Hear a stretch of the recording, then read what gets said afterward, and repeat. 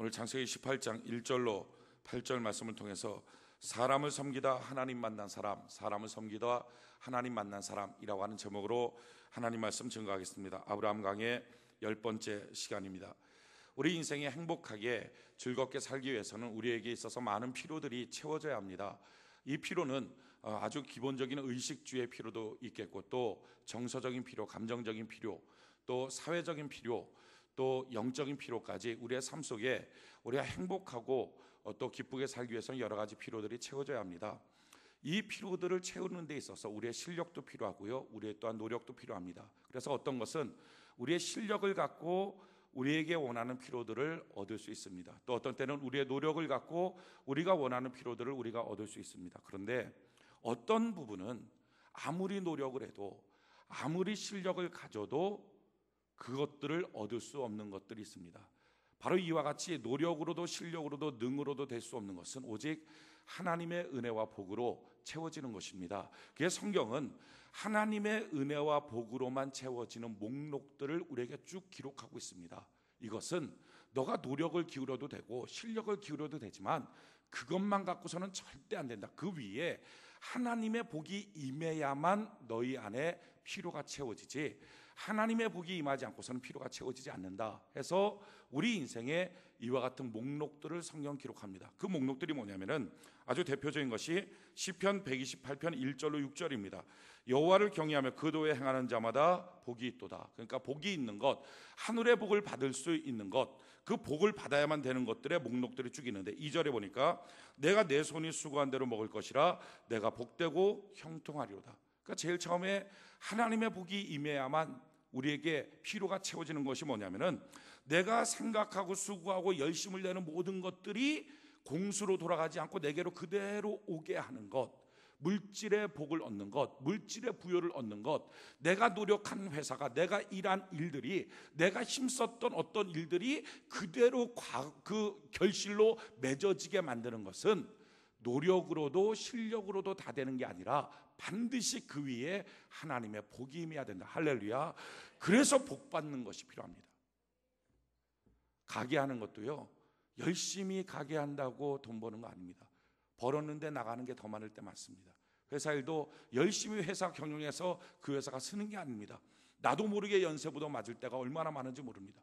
가게도 마찬가지예요. 모든 일들이 다 마찬가지입니다. 우리는 내가 노력하고 힘을 기울이면 무엇인가 다 내가 먹고 살만하지 라고 생각하지만, 사실은 노력하고 힘 기울이는 것, 이것도 필요하지만 그 위에 하나님의 복이 임하지 않으면 절대로 손이 수고한 대로 먹을 수 없다. 이게 첫 번째 하나님의 복 받아야 될 목록이다 하는 것입니다. 두 번째 하나님의 복이 꼭 있어야 될 목록은 뭐냐면은 3절에 보니까 내 집 내 실에 있는 내 아내는 결실한 포도나무 같으며, 그러니까 우리의 인생에 결혼하는 것, 어쩌면 노력으로 실력으로 결혼할 수 있습니다. 그런데 결혼하고 난 다음에 그 아내와 그 남편이 서로 그렇게 사랑하며 결실한 포도나무를 보는 것처럼 항상 사랑할 수 있는 것은 노력과 실력만으로는 안 된다 하는 것입니다. 반드시 그 위에 사랑의 하나님이 중재해 주셔야 된다. 할렐루야. 세 번째, 내 상에 돌린 자식은 어린 감람나무 같으려다. 자녀 키우는 것도 어린 감람나무는 기름기 있는 거예요. 그러니까 윤택한 거예요. 그러니까 자녀 키우는 것도 노력과 실력으로 얼마나 돈 들여갖고 자녀 키우면서 또 부모들이 정보를 얻어서 어디로 보내면 좋다, 어디 지역으로 가면 좋다, 열심히 노력해서 다 하지만 그것만 갖고서는 절대로 자녀 크지 못한다. 하나님이 그 자녀의 마음을 붙잡아 줘야 되고, 할렐루야, 그 자녀를 인도해 주셔야 그 자녀가 온전하게 윤택하게 잘 자라날 수 있다. 그래서 하나님의 복이 임해야 된다. 또 뭐라고 말합니까? 5절에 보니까 여호와께서 시온에서 내게 복을 주실지어다. 시온은 무너지지 않는 성, 날마다 이기는 것, 그러니까 날마다 승승장구하는 인생도 하나님의 복이 필요하다. 너는 평생이 예루살렘의 복을 보며, 예루살렘이라는 건 성전이에요. 그러니까 성전에 나와서 예배드리며 하나님의 은혜를 받고 말씀의 은혜를 받는 것도 자기의 노력과 실력만 갖고 되는 게 아니라 그 위에 은혜의 복이 임해야 될 줄로 믿습니다. 또한 내 자식의 자식을 볼지어다. 장수하고 강건한 것도 하나님의 복이 필요합니다. 뿐만 아니라 이스라엘에게 평강이 있을지로다. 마음속에 평강이 있는 것도 노력과 실력만 갖고 되는 게 아니라 하나님의 복이 있어야 될 줄로 믿습니다. 그러기에 우리는 복 받는 것이 필요해요. 이 거룩한 주의 날 우리가 주님 앞에 나와서 예배드리는 것이 왜 중요합니까?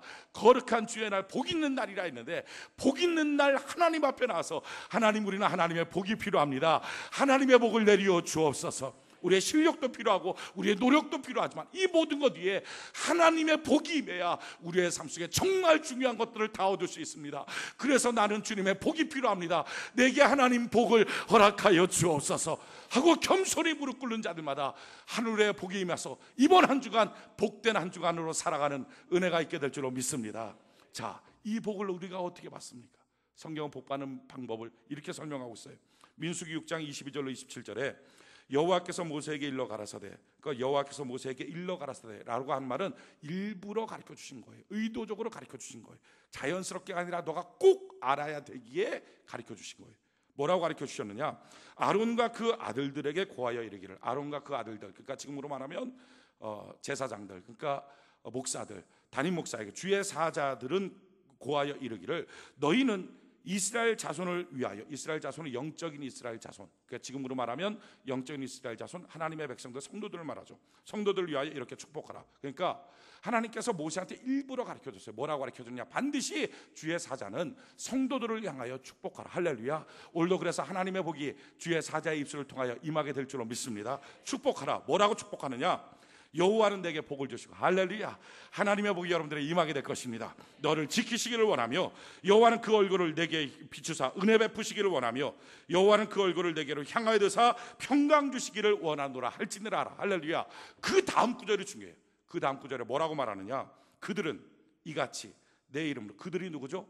제사장들, 그러니까 목사들은 이같이 내 이름으로 이스라엘 자손에게 축복할지니, 그러니까 영적인 이스라엘 자손, 하나님의 백성들에게, 그러니까 주의 사자가 성도들에게 이렇게 축복할지니, 입술을 열어서 복을 빌어줄지니, 그 다음에 뭐라고 말합니까? 내가, 그러니까 하나님이 그들에게, 성도들에게 복을 주시리라.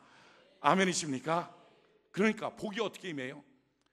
주의 사자의 입술을 통하여 복의 말씀이 선포될 때, 축도할 때, 찬송하면서 기도하면서 복을 빌어줄 때 하나님의 복이 성도들에게 임하게 될 줄로 믿습니다. 그러니까 거룩한 주의 날 성도들이 교회에 나와서 예배드리며 강단을 통하여 복의 말씀이 선포될 때 놀라운 은혜와 복을 우리가 다 누리게 될 줄로 믿습니다. 성경이 이와 같이 말해요. 빌립보서 4장 19절에 나의 하나님이 그리스도 예수 안에서 영광 가운데 그 풍성한 대로 너희 모든 쓸 것을 채우시리라. 할렐루야.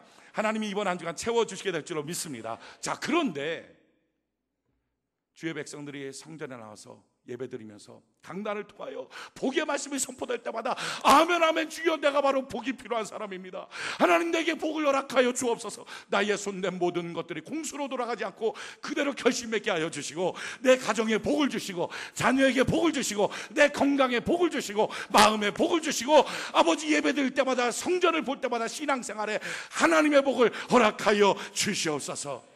이처럼 복을 구하고 강단에서 복의 말씀이 선포될 때 아멘, 주여 내가 복이 필요합니다 하고 복을 구하면 하나님의 복이 시행되지만 그것이 모든 성도들에게 똑같이 다 주는 건 아니다 하는 것입니다.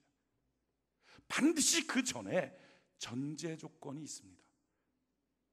그러니까 복을 받는 원리는 성도들이 주일날 교회 나와서 강단을 통하여 주의 사자를 통하여 선포되는 입술에 축복이 임할 때 하나님은 그때부터 복을 시행하십니다. 그런데 그 복을 시행하실 때 모두 다 똑같이 나와서 그냥 예배 드리면 다 받는다, 그게 아니고 반드시 전제 조건이 있다 하는 것입니다.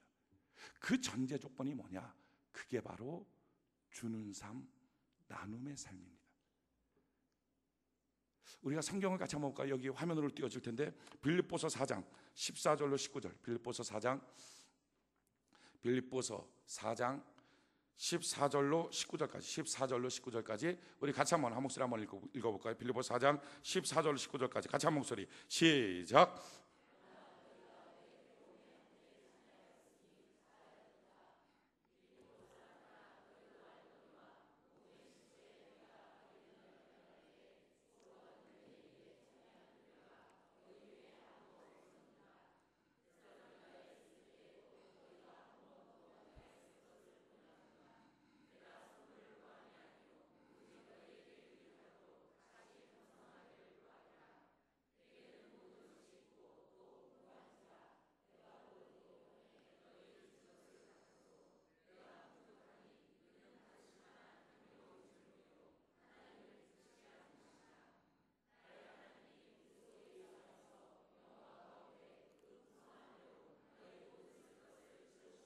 할렐루야. 그러니까 나의 하나님이 그리스도 예수 안에서 그 영광 가운데 그 모든 풍성한 것을 채워주신다라고 말할 때 모든 성도들한테 다 그럴 것이다, 그게 아니라 앞에 14절부터 전제 조건이 있다는 것입니다. 그 전제 조건에 해당하는 사람들에게 이처럼 풍성하게 채워주시겠다 하는 것입니다.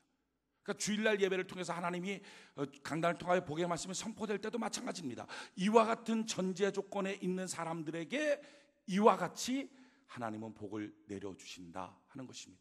그 전제 조건이 뭡니까? 14절로 16절까지를 보면 빌립보 교회 성도들은 참 가난하고 부족한 성도들인데 이 성도들이 사도 바울의 선교 사역을 위해서 많은 예물을 드립니다. 그러나 너희가 내 괴로움에 함께 참여했으니 잘하였도다. 빌립보 사람들아, 너희가 알거냐? 복음의 시초에 내가 마게도니아를 떠날 때에 주고받는 내 일에 참여한 교회가 너희 외에는 아무도 없었다. 그러면서 뭐라 말까? 데살로니카에 있을 때도 너희가 한 번, 두 번 나의 쓸 것을 보내었다. 그러니까 이렇게 쓸 것을 보내왔던 사도 바울의 전도 사역, 사도 바울의 선교 사역을 위해서 이렇게 힘쓰고 나누고 주었던 이 빌립보 교회를 향하여 지금 사도 바울이 뭐라고 말합니까? 야, 너희야말로 하나님께서 너희의 모든 쓸 것을 채워주시게 될 것이다. 그게 성경은 이렇게 말하는 거예요. 누가복음 6장 38절에 주라, 그리하면 너희에게 줄 것이니 곧 후히 되어 누르고 흔들어 넘치도록 하여 너희에게 안겨주리라. 너희가 먼저 주면 그러면 너희의 삶 속에 흘러 넘치도록 너희에게 안겨주게 될 것이다. 마태복음 10장 42절에 또 누구든지 제자의 이름으로 이 소자 중 하나에게 냉수 한 그릇이라도 주는 자는 내가 진실로 너희에게 이르노니 그 사람이 결단코 상을 잃지 아니하리라 하시니라. 반드시 냉수 한 그릇만 줘도 상을 받을 것이다. 디모데전서 6장 18절로 19절에 선한 일을 행하고 선한 사업에 부하고 나누어 주기를 좋아하며 동정하는 자가 되게 하라. 이것이 장래에 자기를 위하여 좋은 터를 쌓아 참된 생명을 취하는 것이니라. 그러니까 선한 일을 행하고 선한 사업에 부유하고 나누어 주기를 좋아하는 사람으로 만들어라. 자녀를 이렇게 키우고 성도를 이렇게 키워라. 왜냐하면 이것이 장래에 참된 생명을 얻는 가장 좋은 터전이 될 것이다 하는 것입니다. 빌립보서 4장 17절에 내가 선물을 구함이 아니요 오직 너희에게 유익하도록 과실이 번성하기를 구함이라. 그 사도 바울이 지금 하는 말이 뭡니까? 야, 너희가 나한테 이렇게 예물을 드리고 헌금을 했던 이 모든 것들은 나를 위해서가 아니라 사실은 너희에게 유익한 것이다. 너희가 이렇게 선교헌금을 한 것은 선교사에게 유익한 것이 아니라 바로 선교헌금을 보낸 너희에게 유익한 것이라. 너희가 마침내 번성하게 될 것이다. 하나님이 너희 쓸 모든 것들을 채워주시게 될 것이다 라고 지금 말하고 있는 거예요. 뿐만 아니라 더 놀라운 사실은요, 내게는 모든 것이 있고 또 풍부한지라 에바브로 디도의 편에 너희의 준 것을 받음으로 내가 풍족하니 이는 받으실 만한 향기로운 제물이요 하나님을 기쁘시게 한 것이라. 여러분, 이와 같이 다른 사람을 돕고 섬기고 나누어주는 이 모든 삶이 단순하게 사람들에게 한 걸로 끝난 게 아니라 뭐라고요? 하나님께 드리는 예물이요 하나님이 받으시는 기뻐하시는 것이다 라는 거예요. 그게 하나님께 드려지는 거라는 거예요.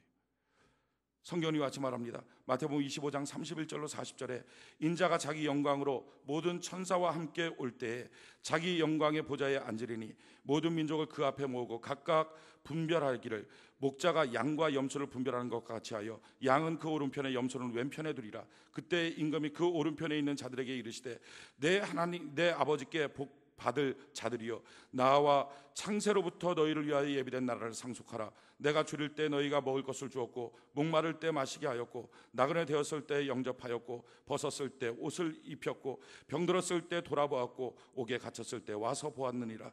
이에 의인들이 대답하여 가로되 주여 우리가 어느 때 주의 줄이신 것을 보고 공개하였으며 목마르신 것을 보고 마시게 하였나이까? 어느 때 나그네 되신 것을 보고 영접하였으며 벗으신 것을 보고 옷 입혔나이까? 어느 때 병드신 것이나 옥에 갇히신 것을 보고 가서 배웠나이까 하리니 임금이 대답하여 가로되 내가 진실로 너희에게 이르노니 너희가 여기 내 형제 중에 지극히 작은 자 하나에게 한 것이 곧 내게 한 것이니라 하시고, 그러니까 사람에게 한 것이 하나님께 한 것이다. 할렐루야. 어떤 젊은 의사가 있었다 그래요. 이 젊은 의사가 자기 병원에 들어가는데 그 병원에 이렇게 좀 가난하고 병든 할머니가 문 앞에 있더래. 그래갖고 보면서 너무 안쓰러워갖고 할머니 진찰 받으러 오셨어요. 그렇다고. 근데 돈이 없다고. 들어가시자고. 들어가서 그 할머니를 잘 진찰하고 또 약도 자기가 타갖고 갖다 주고 그래갖고 잘 치료도 하고 그리고 할머니 좀 가서 뭐 마시는 것도 좀 드시고 쓰시라고 용돈도 드리고 그래 보낸 거예요. 보내고 나서 그날 밤에 잠을 이렇게 청해갖고 잠을 자는데 꿈속에 예수님이 나타났대요. 예수님 모습 뭐 어떤지 모르겠지만 아무튼 예수님이 딱 나타나서 그 의사한테 그러더래요. 야, 내가 참 너를 의사 만든 건 너무 잘했지. 너 의사 만들어서 내가 이제 아프지 않다. 너 의사 만들어서 내 병이 다 나았다. 너 의사 만들어서 내가 이렇게 잘 대접받았다. 아니 언제요 주님? 꿈속에서 그렇게 의사가 말하니까 그 예수님이 그러더래. 그 아까 병원 앞에 있던 할머니, 그가 바로 나다. 너 때문에 내가 얼마나 치료받고 좋아하는지 모른다. 너 만약에 내가 의사 안 만들었으면 내가 어떡할 뻔했니? 나 아픈 몸을 누가 치료해 주겠니? 그때 이 의사가 꿈속에서 그 예수님 끌어안고 펑펑 울면서 예수님 너무 부족하게 했는데요. 너무 부족하게 했는데요 하면서 울었다는 거예요. 여러분, 사람한테 하는 것, 성경은 말해요, 그게 사람한테 하는 걸로 끝난 게 아니라 사실은 그게 하나님께 한 것이다. 사도 바울의 선교 사역을 해서 돕고 섬기면서 어떻게 하든지 그 어려운 것들을 채워주려고 했던 이 모든 노력들을 사도 바울은 뭐라고 말합니까? 이게 하나님 받으실 만한 향기로운 제물이요, 이것이 하나님을 기쁘시게 하는 것이다. 여러분, 사람한테 하는 그 선한 모든 일들이 하나님께 하는 것이니 우리가 이렇게 선한 일들에 매진하는 은혜가 있기를 바랍니다. 그럴 때 나누고 주고 흩어줄 때 하나님은 우리에게 그 놀라운 복을 우리에게 내려주시게 될 줄로 믿습니다. 오늘 읽었던 본문 말씀이 아브라함이 바로 그와 같은 사람이에요. 우리가 계속 주일날 아브라함에 대해서, 인물에 대해서 쭉 살펴보고 있습니다. 우리가 성경의 인물들을 살펴보는 이유가 있어요. 그것은 성경의 인물들을 통해서 하나님이 그 성경에 기록해 놓은 이유는 너가 그걸 보면서 그 멋진 모습들, 그 멋진 신앙과 축복의 모습들 좀 따라가 보라 하는 것 때문에 성경에 기록되어 있는 거예요.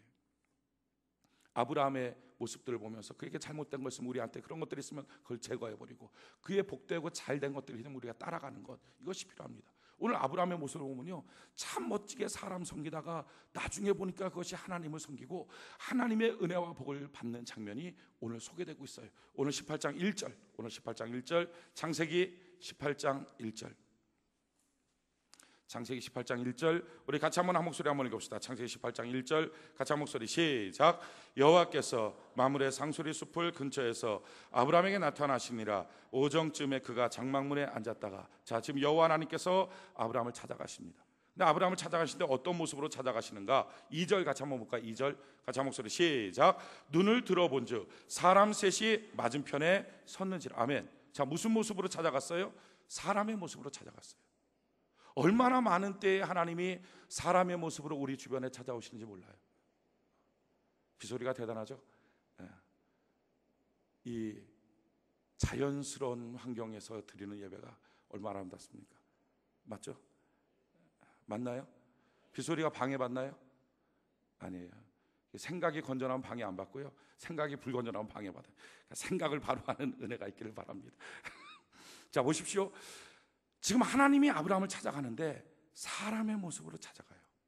성경에 보면요, 사람의 모습으로 찾아오셨던 경우들이 얼마나 많은지 몰라요. 삼손을 낳게 할 때 마누아, 삼손의 아버지 마누아를 찾아갈 때도 사람의 모습으로 찾아갔어요. 얼마나 많은 경우에 사람의 모습으로 하나님이 사람들을 만나시는지 몰라요. 어쩌면 우리 주변에 우리 스쳐 지나갔던 많은 사람들 가운데 하나님이 어쩌면 천사가 있을 수 있어요. 성경은 이 기사를 히브리서 13장 1절 2절에 이렇게 말하고 있어요. 형제 사랑하기를 계속하고 손님 대접하기를 잊지 말라. 이로써 부지 중에 천사들을 대접한 이들이 있었느니라. 지금 아브라함의 이 기사뿐만 아니라 성경의 많은 인물들과 또한 초대교회 인물들을 놓고서 히브리서 13장이 이렇게 말하는 거야. 야, 너희가 손님 대접하는 거 잘 알아. 왜냐하면 그들 중에 천사가 진짜 있다. 그들 중에 주님이 찾아오신다 하는 말이에요. 지금 아브라함한테 하나님이 오셨어요. 오신데 어떻게 오십니까? 사람의 모습으로 오셨어요. 그런데 사람의 모습으로 오신 하나님을 어떻게 사람이 알겠어요? 사람인 줄 알죠. 그러니까 아브라함도 몰라요. 계속 사람인 줄 알아요. 사람인 줄 알고 바라보는 거예요. 자, 사람인 줄 알고 어떻게 바라보니까 2절 다시 한번 읽어볼까요? 창세기 18장 2절, 창세기 18장 2절 같이 한 목소리 시작. 눈을 들어본즉 사람 셋이 맞은편에 섰는지라. 그가 그들을 보자 곧 장막문에서 달려나가 영접하며 몸을 땅에 굽혀. 자기 집에 오는 손님도 안 왔어요. 그냥 지나가는 손님이, 예고 없는 사람이에요. 근데 예고 없는 사람이 셋이 언제 왔어요? 1절에 보니까 오정쯤에. 사막 지역에서 한낮은요 자는 시간입니다. 공식적으로 문 다 닫고 잡니다. 따라서 이 시간에는 사람들 다니지도 않아요. 이 시간에 다른 집 찾아가면 아주 그 예의 없는 행동이에요. 그러니까 그 오정에 12시에 정오에 아무도 찾아오지 않는 그 예의 없는 그 시간에 찾아왔어요. 찾아왔는데 자기 집에 예고하고 찾아온 것도 아닙니다. 그냥 찾아왔어요. 자기 집으로 온 것도 아니고 지나가는 나그네였어요. 근데 그를 볼 때 아브라함이 어떻게 합니까? 달려나가서 영접하며 몸을 땅에 굽힙니다. 자기 집에 오는 손님입니까? 왕입니까? 아니에요. 지나가는 나그네예요. 이때 아브라함의 나이가 몇 살이에요? 99세. 아마도 찾아온 이 사람들은요 더 젊었을 거예요. 근데 이 젊은 사람들 놓고 99세에 달려나가서, 그러니까 막 이렇게 달려나가지 못해서 이렇게 하면서 이렇게 가갖고 이렇게 엎어지면서 우리 집에 잠깐 들려주십시오. 지금 그렇게 하는 거예요. 무슨 연고가 있다고? 남편도 요즘에 예고 없이 집에 가면 아내한테 혼납니다. 밥도 묻어도 먹고 왔냐고. 예고 없이 집에 갔는데 군말 없이 밥 잘해주는 남편들은요 출세한 남편이에요. 아주 복된 남편이에요. 얼마나. 근데 예고 없이, 그것도 다 낮잠 자는 그 시간에 온 거예요. 아브라함 지금 뭐 하고 있었어요? 자고 있다가 눈을 들어본 적 있는 거예요. 우리가 피곤하고 그럴 때는 지하철 경로석에 앉아 있다가 다 할아버지 오면 눈치그시 갖고 괜히 코도 골고, 충분히 그럴 수 있는데 눈치그시 갖고 코 한번 탁 골면 지나갈 거 아니에요. 그런데 눈을 뜨자마자 뛰쳐나가서 몇 살에 99세 달려나갔어요. 그러고서 무릎을 꿇고 영접을 하는 거예요. 왕처럼 영접해요. 모습만 그런 게 아니라 말도 마찬가지예요. 3절 같이 한번 볼까요? 3절 같이 한 목소리 시작. 가로되 내 주여 내가 주께 은혜를 입어 싸우면 원컨대 종을 떠나 지나가지 마옵소서. 아니 무슨 은혜를 입었어요? 지나가는 나그네인데 한 번도 본 적이 없는데, 그런데도 불구하고 원컨대 내가 은혜 입었으면 그냥 지나가지 마십시오. 4절 같이 한번 볼까요? 4절 같이 한 목소리 시작. 물을 조금 가져오게 하사 당신들의 발을 씻으시고 나무 아래서 씻소서. 나그네를 그냥 못 보내요. 이게 아브라함이에요. 자 5절 같이 한번 볼까요? 5절 한 목소리 시작. 내가 떡을 조금 가져오리니 당신들의 마음을 쾌하게 하신 후에 지나가소서. 당신들 중에서 오셨음이니이다. 그들이 가로되 내 말대로 그리하라. 그냥 지나가지 못하게 어떻게 하든지 마음이 좀 쾌활하게, 마음이 좀 좋아져서 그래서 지나가십시오. 나한테 잠깐 온 게 얼마나 귀한 일인데 그렇게 하고 지나가십시오. 그러고서요 아브라함이 어떻게 합니까? 6절 같이 한번 읽어볼까요? 시작. 아브라함이 급히 장막에서 들어가 사라에게 이르러 이르되 속히 고운 가루 세 스아를 가져다가 반죽하여 떡을 만들라 하고. 이 집안 지금 난리 났어요. 한낮에 다 잠자고 있는 이 시간에 아마 사라도 자고 종들도 다 자고 있었을 거예요. 근데 그냥 아브라함이 급히 갖고 장막에서 살아보고 어서 빨리 고운 가루 세 스아를 갖고 떡을 만드십시오. 고운 가루는요 그때 당시에 방앗간 있습니까? 뭐가 있습니까? 다 맷돌로 가는 거예요. 갈고 또 갈아서 나오는 게 고운 가루입니다. 그러니까 이 고운 가루는 그냥 쓰는 게 아니라 제사 지낼 때 소재로 쓰고요, 아주 귀한 손님, 왕 같은 사람 왔을 때나 내놓는 게 고운 가루입니다. 그런데 이 고운 가루 세 스아, 한 스아가 12리터입니다. 그러니까 세 스아면 36리터, 그러니까 약 40kg. 쌀 한 가마니 이걸 갖고 지금 떡을 하라는 거예요. 몇 명 왔는데? 3명 왔는데 한 가마니 갖고 떡하라. 300명분의 떡을 하는 거예요. 이 떡만 하는 게 아니에요. 그 다음에 뭐랍니까? 7절 같이 볼까요? 7절 같이 한 목소리 시작. 아브라함이 또 짐승떼에 달려가서 기름지고 좋은 송아지를 취하여 하인에게 주니 그가 급히 오른 송아지 한 마리를 갖다가 또 지나가는 나그네 3명, 처음 보는 그 사람한테. 그러고 나서 8절 뭐라고 해요? 아브라함이 버터와 우유와 하인이 요리한 송아지를 가져다 그들 앞에 진설하고 나무 아래 모셔 섬에 그들이 먹으니라. 어떻게 했어요? 먹을 때 옆에 또 다 웨이터처럼 서 있어요. 몇 살에? 99세. 언제? 낮 12시에.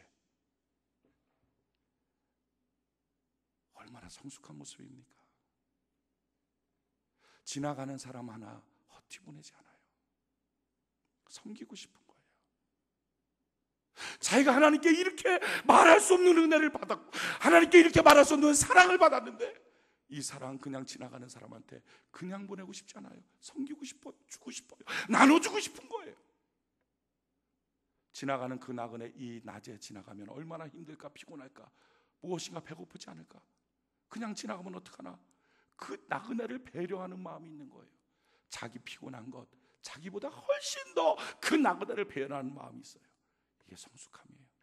김구 선생님이 그랬다 그러죠. 나이 40 넘었는데 그 어머니가 김구 선생님 보고서 야 이놈아 잘못됐으니까 종아리 걷어, 매체 갖고 와. 매체 갖고 종아리 걷으니까 딱 때렸다 그래. 딱 맞자마자 김구 선생님이 눈물을 쭉 흘렸다 그래. 왜 울었을 것 같아요? 창피해서. 나이 40에 매 맞고 있으니까 이게 무슨 꼴이냐고. 엄마 이게 도대체 뭐야? 나이 40 넘는데 아직도 때려? 이게 뭐 하는 거야? 집안 꼴이 뭐야? 아니에요. 눈물을 주르르 흘리면서 김구 선생님이 이랬다 그래요. 때리시는 어머니의 매체가 예전보다 너무 약해지신 것이 가슴 아픕니다. 어머니를 생각하는 마음, 성숙이. 그 한 구절만으로 김구 선생님의 인격을 아는 거예요. 여러분 여기서 지금 성경이 말해주고 있는 게 뭐예요? 지금 이때가 아브라함이 예수 믿고 하나님 믿고 난 다음에 24년 됐습니다. 그러니까 너희도 하나님 믿고 24년쯤 되면 이 정도 성숙하고 배려하는 사람이 되는 것, 이게 맞다 하는 거예요. 하나님 믿고 24년이 됐는데도 불구하고 이 정도의 성숙함과 남을 향한 배려와 손님을 대접하는 마음이 없다면 너는 무엇인가 잘못 믿고 있는 사람이다 하는 것입니다. 어쩜 우리는 연조만 길었지 하나님 믿는 방법에 서투른 사람일 수 있어요. 아브라함이 얼마나 하나님 믿는 그 사람이 그 믿음 가운데 주님 주신 은혜와 사랑과 축복을 자기 마음속에 담고 살았으면 주변에 지나가는 사람 한 명도 그냥 보내지 않아요. 정말 잔치를 베풀듯이 그렇게 쾌활하게 하고 그 사랑을 전하고 나서 보내는 거예요. 성김이 몸에 배어있는 사람, 결국 어떻게 됩니까? 보니까 나중에 보니까 그들이 천사예요. 나중에 보니까 그가 바로 하나님이에요.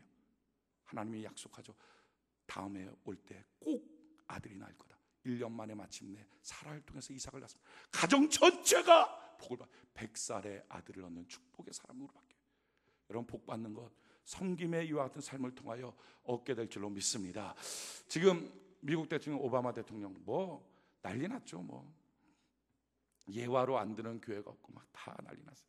그게 왜 그러냐? 우리가 생각할 때는 뭐 오바마 대통령 뭐 별거냐. 그런데 사실은요 미국 사람들에게 있어서는 이건 어마어마한 사건입니다. 미국은요 유색인종이 대통령 된다는 거 50년 전만 해도 흑인이랑 백인이랑 버스 타는 게 달랐습니다. 좌석이 달랐어요. 만약에 흑인이 백인 좌석의 버스를 타잖아요. 그러면 버스 타고 가다가 백인들이 그를 끄집어내서 집단 폭행을 가해도 아무 문제가 없는 것이 그 시대입니다. 그게 50년 전이에요. 지금도 인종차별이라는 단어가 자주 튀어나오는 단어가 그게 바로 미국입니다.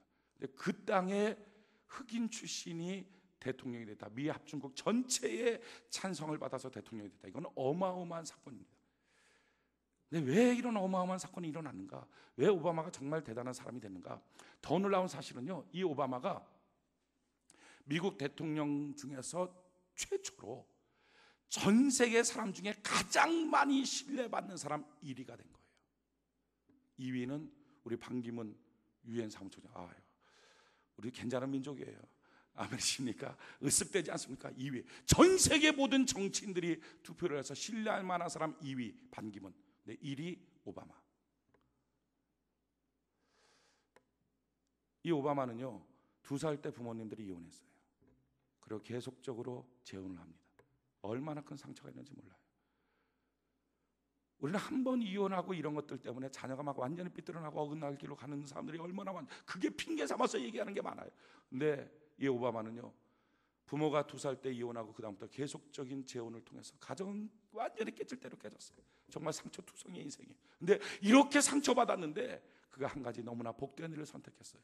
그가 교회를 다니기 시작했어요. 그리고 교회 안에서 열심히 봉사합니다. 특별히 성가대 봉사를 10년 넘도록 한 교회 안에서 합니다. 그렇게 봉사하면서 그가 배운 교회 안에서의 단어가 딱 한 가지 있어요. 사람은 섬기기 위해서 사는구나. 그 상처받은 그 사람이 그걸 배웠어요. 그래서 대통령 취임사에 그가 이렇게 말했습니다. 세상의 모든 사람은 섬기기 위하여 살아갑니다. 미국은 전 세계를 섬기기 위하여 존재하는 나라입니다. 여러분 생각이 다른 사람이에요. 생각이 다르니까 전 세계에서 존경받고 생각이 다르니까 그 유색인종이 차별받는 그 나라에서 최초로 대통령이 되는 거예요. 여러분 섬기는 사람을 하나님은 들어서 복된 인생으로 사용하여 주시는 줄로 믿습니다. 영국의 속담 중에 이런 내용의 속담이 있어요. 하루를 유쾌하게 살려면 이발을 해라. 일주일 동안 유쾌하게 살려면 여행을 계획하고 다녀와라.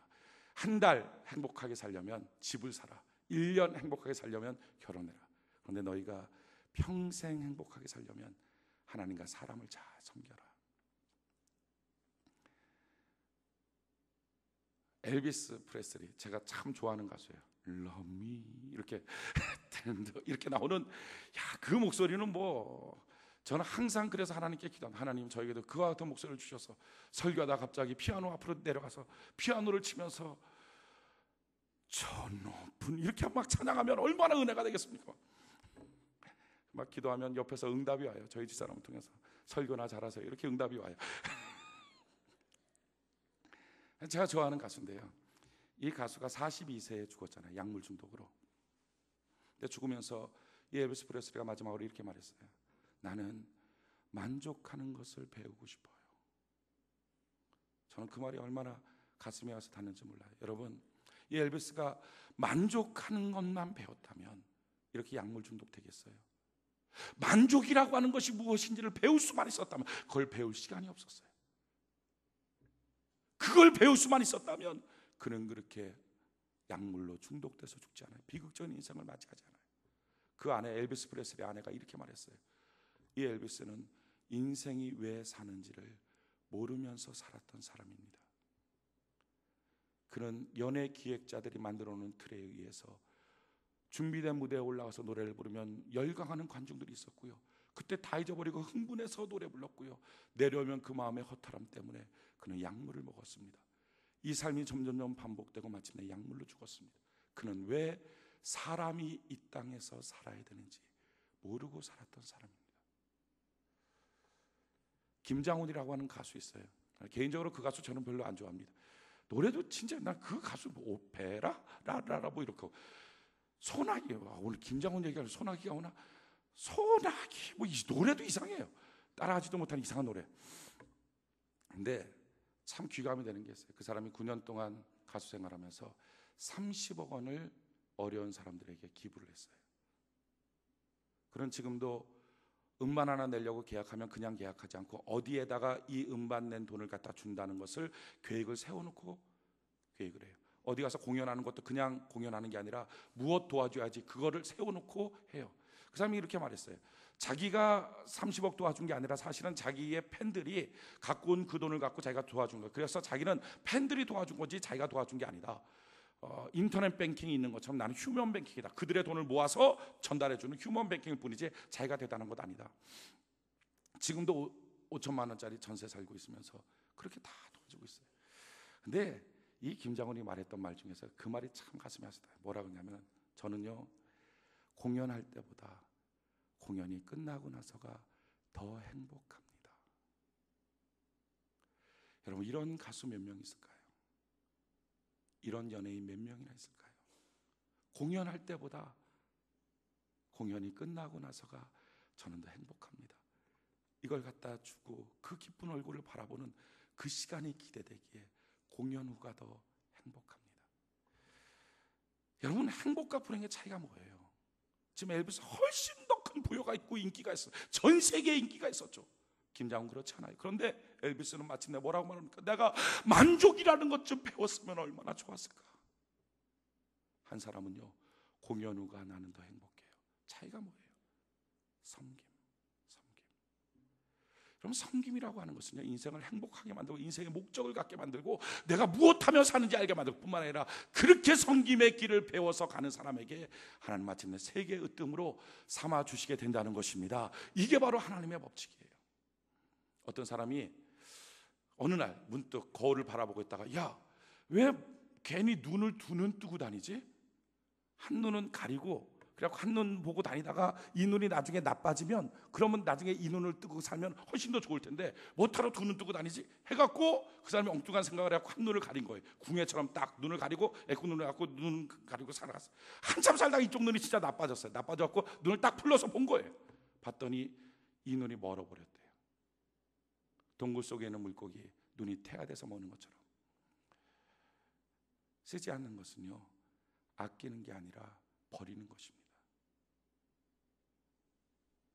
오늘 가정 안에서 무엇인가 남편의 아내를 위해서, 아내가 남편을 위해서, 부모가 자녀를 위해서, 자녀가 부모를 위해서 섬겨야 될 일들이 많아요. 근데 그 섬겨야 될 그 일들 가운데 이런 생각을 합니다. 나중에 좀 더 많이 모아서, 좀 더 많이 벌어서, 좀 더 시간이 있을 때, 근데 나중에라고 말하는 그 순간에 아끼는 게 아니라 버리는 것입니다. 우린 교회 안에서도 충성하며 봉사할 때 나중에요, 내가 지금 바빠서요, 조금 더 있다가요. 그것이 아끼는 게 아니라 버리는 거예요. 그래서 인생은 점점 가치 없어지고 점점 무너지고 마는 거예요. 목적이 무엇인지를 모르는 거예요. 우리가 인생 어떻게 살아야 될까요? 우리 정말 하나님의 그 사랑 가운데 사랑하며 섬기는 복된 삶을 살아가는 은혜가 있기를 바랍니다. 자, 이처럼 사랑하며 섬기며 살아갈 때 우리의 사랑하며 섬기는 이 삶을 방해하는 것들이 무엇입니까? 제일 중요한 첫 번째 방해하는 것, 그것은요, 바쁜 일이에요. 급한 일이에요. 얼마나 많은 사람들이 급한 일, 바쁜 일, 그것 때문에 섬겨야 될 일들을 다 놓쳐버린지 몰라요. 자녀들하고 약속하고도 바빠서 놓쳐버려요. 아내하고도 약속하고서 급해서 놓쳐버려요. 교회 안에 봉사하려고 작정하고 나서도 급해서 놓쳐버려요. 너무 바쁜 일, 너무 급한 일, 내가 이것 때문에 지금 못합니다.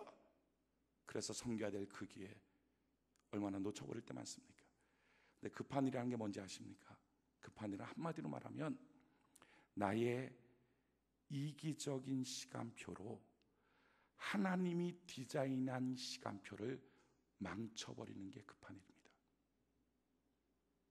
나의 이기적인 시간표로 하나님이 디자인하신 시간표를 망쳐버리는 것, 이 행위가 급한 일이에요. 바쁜 일이에요. 우리는 종종 우리 시간 스케줄을 잡는 줄 알아요. 아니에요. 우리는 시간의 청직이고요, 시간의 주인은 오직 하나님이신 줄로 믿습니다. 그게 하나님이 모든 때를 정해놓으셨다고요. 우리가 때를 정하려고 그래요. 그래서 우리가 지금 하려고 그래요. 이거 하려고 그래요. 그러다 보니까 무너지고 마는 거예요. 성경이 이와 같이 말합니다. 전도서 3장 1절로 2절에 천하의 범사가 기한이 있고 모든 목적이 이룰 때가 있나니 날 때가 있고 죽을 때가 있으며 심을 때가 있고 심은 것을 뽑을 때가 있으며, 그러니까 모든 게 다 때가 있다는 거예요. 요한복음 7장 30절에 저희가 예수를 잡고자 하나 손을 대는 자가 없으니 이는 그의 때가 아직 이르지 아니하였습니다. 예수 붙잡으려고 했는데 못 잡았다. 왜? 아직 그의 때가 아니었다. 요한복음 17장 1절에 보니까 예수께서 그 말씀을 하시고 눈을 들어 하늘을 우러러 가라사대 아버지여 때가 이르렀사오니 아들을 영화롭게 하사 아들로 아버지를 영화롭게 하옵소서. 이제는 하나님의 때가 되었습니다. 다 때예요. 하나님은 그 예수님은 어떻게 삽니까? 다 하나님의 때를 따라 살아가는 거예요. 자기의 때에 급한 때가 없었어요.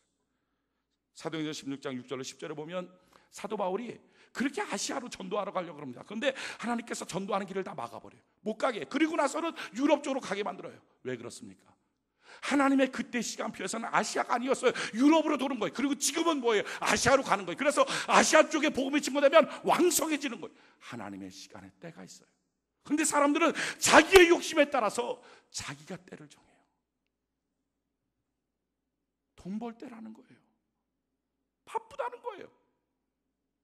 지금 그렇게 할 수 있는 때가 아니라는 거예요. 자기가 자기의 때를 정해요. 나의 인생의 시간을 만드신 하나님이 섬겨라, 사랑하라, 도와줘라. 아니에요, 나는 지금 바빠요, 내가 해야 될 일들이 있어요. 자기가 자기의 때를 정하고 사는 거예요.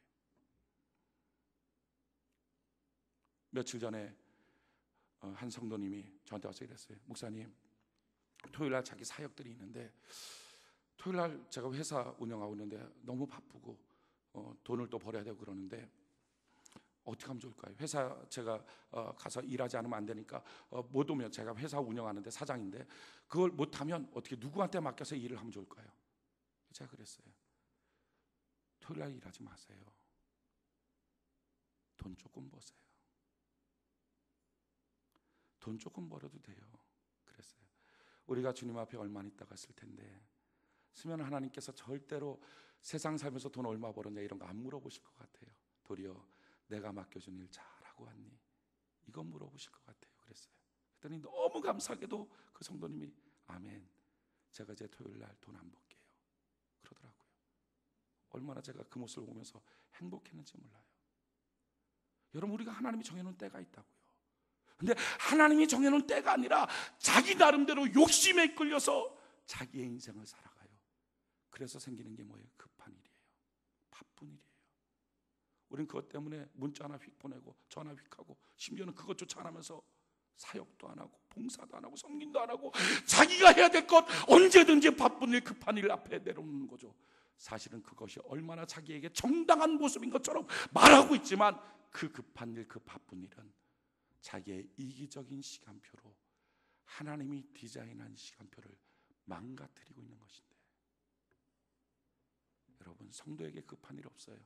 성도에게는 주님의 일만 있는 줄로 믿습니다. 주님의 일을 하게 되면요, 그 시간표를 따라가게 되면 나머지 모든 것이 얼마나 감사한 일이 됩니다. 두 번째, 우리에게 왜 주를 위해서 일하는 이 모든 섬김의 일을 방해받느냐? 그것은 고집 때문에 그래요. 나는 꼭 내가 원하는 모습, 이 모습 이대로 해야 된다. 아니요, 그것보다 더 중요한 건 하나님이 원하는 모습. 할렐루야.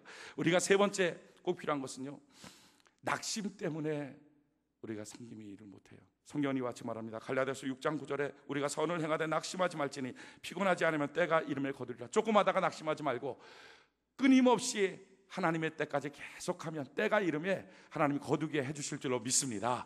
그러기에 우리에게 꼭 필요한 건 뭐예요? 어떻게 하면 되겠어요? 여러분, 우리의 이기적인 마음 갖고는 안 돼요. 오직 성령 하나님의 은혜와 은총을 가면 성령님 나를 도와달라고 간구하는 복이 있어야 될 줄로 믿습니다. 사람은요, 언제나 자기 욕심에 따라서 시간표를 만들어요. 이 욕심 버리는 게 절대로 만만치가 않아요. 성경에 보면 한 부자 청년이 예수님을 찾아왔어요. 예수님께 물어보는 거예요. 예수님, 어떻게 하면 내가 영생을 얻으리까? 내가 어떻게 하면 구원의 삶을 삽니까? 내가 어떻게 하면 하나님의 사람으로 살겠습니까? 그때 예수님이 이렇게 말해요. 10계명 다 지켜라. 저는요 10계명 다 지켰는데요, 얼마나 계명 잘 지키는 선한 사람인지 몰라요. 그랬더니 그 다음에 예수님이 이렇게 말해요. 그래, 그럼 너 있는 재산 다 팔아서 가난한 사람 나눠주고 나를 쫓아라. 성경에 보니까 그 사람이 근심하며 집으로 가는 거예요. 영생을 받고 싶고 구원받고 싶고 하나님의 사람으로 살고 싶지만 자기의 욕심이 그것을 허락하지 않아요. 욕심이 그렇게 못하게 해요. 욕심이 구원을 망쳐버려요. 욕심이 영생의 삶을 망쳐버려요. 욕심이 하나님의 사람으로 살아가는 일들을 망쳐버리고 마는 거예요. 욕심의 문제를 해결하지 않으면 신앙생활은 절대로 성공자가 되지 못해요. 욕심이 잉태한 즉 죄를 낳고 죄가 장성한 즉 사망을 낳게 돼 있어요. 어떻게 하면 욕심을 이길 수 있습니까? 우리 힘 갖고는 절대 못 이기고요, 예수의 영 성령님이 오셔야 우리 욕심의 문제가 해결되게 될 줄로 믿습니다. 성령이 오시면 뛰어넘어지는 거예요.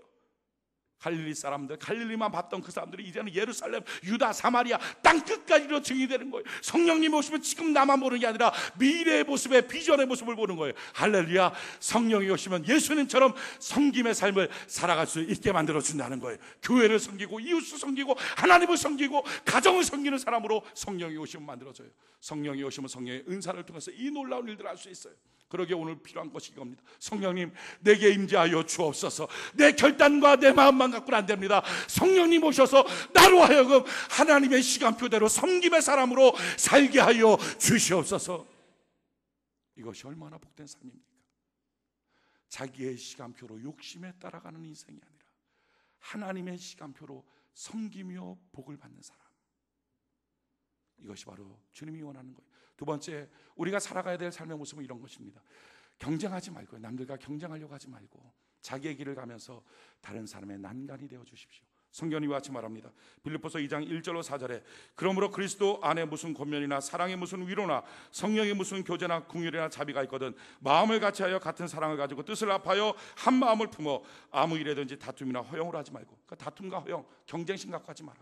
야, 저 사람 이러니까 야, 저 집 안에는 이렇게 했다더라. 너도 이렇게 해라. 너 이렇게 해라. 경쟁심 갖고 하지 마라. 그 다음에 어떻게 하라고요? 각각 자기의 일을 돌아볼 뿐 자기 일을 가라. 자기의 주님 맡겨준 달란트와 자기의 은사를 갖고 자기의 일을 가라. 그리고 나서 다른 사람의 일들을 돌아보라. 한 미국에서 집회가 있었는데 부흥 집회 때 예배당이 꽉 차 있었다 그래요. 막 은혜를 받고 있는데 그때 소년 둘이 들어왔어요. 뒤에 서 있던 무명의 안내위원님께 서 있다가 그 소년 둘이 왔다가 이렇게 보니까 자리가 없는 것 같은 거예요. 자리가 없다, 우리 돌아가자. 근데 그 무명 안내위원이 탁 가고 아니야, 일로 와봐, 우리 자리 같이 한번 찾아보자. 그래서 그 아이들 둘을 데리고서 아래층으로 내려가서 보니까 중위층에 있었는데 아래층으로 내려가니까 아래층 저쪽 끝에 자리가 딱 두 자리가 있는 거예요. 가자, 우리 저기 있다. 저서 은혜 받아라, 은혜 받아라. 그렇게 온 거예요. 너무 놀라운 것은 그때 성령이 강력하게 임재 가운데 그 소년 둘이 은혜를 받았어요. 그 은혜 받았던 소년 둘 중에 한 명이 빌리 그레이엄 목사님이 됐습니다. 전 세계 어마어마한 복음의 전도자. 여러분, 이 안내위원, 무명의 안내위원 아무것도 아니잖아요. 근데 아무것도 아닌데 자기 안내하는 이 자리를 보는 거야. 그 자리에 길을 가면서, 그러면서 어떻게 합니까? 지금 왔다가 그냥 가는 그 사람 그냥 돌려보낼 수 없어요. 그래서 그들을 어떻게 하든지 데려다가 앉혀서 그렇게 어떻게 예배드리게 할까? 그렇게 남을 돌아보는 그 모습 가운데 어마어마한 기적이 나타나요. 여러분, 다른 사람이랑 경쟁하려고 하지 마십시오. 토끼랑 거북이랑 경쟁하는 거 말도 안 됩니다. 중요한 것은 어디서 경쟁하냐 문제죠. 산에서 경쟁하면 토끼 이기고요, 바다에서 경쟁하면 거북이 이깁니다. 마찬가지예요. 사람들도 마찬가지예요.